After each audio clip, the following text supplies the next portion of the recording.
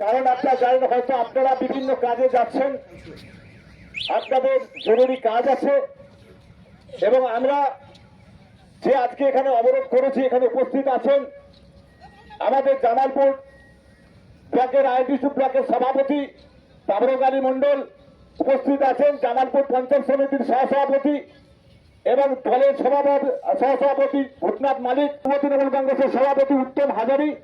আছেন, সংখ্যালঘু সেলের সভাপতি ওয়াসিম সরকার আছেন, আমাদের মহিলা তৃণমূল কংগ্রেসের নেত্রী কল্পনা সাঁতরা আছেন, আমাদের পঞ্চায়েত সমিতির সভাপতি পূর্ণিমা মালিক আছেন, আমাদের ছাত্র পরিষদের সভাপতি বিট্টু মল্লিক আছে। কারণে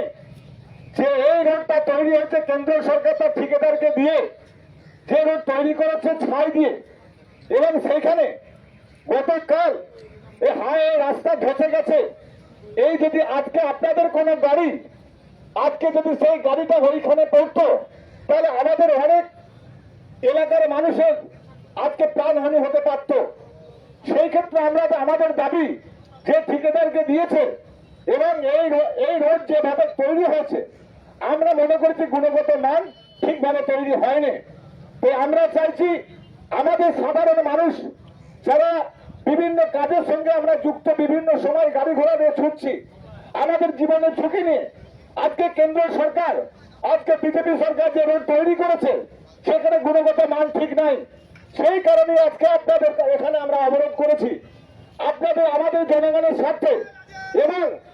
এই রোডে এই মোসাগ্রাম থেকে আমাদের ঝাপানডাঙ্গা পর্যন্ত প্রত্যেক এলাকায় লাইট আছে।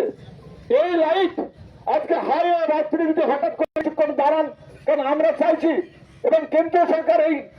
আমাদের এই অবরোধের মাধ্যমে তাদের কাছে আমরা খবর পাঠাতে চাই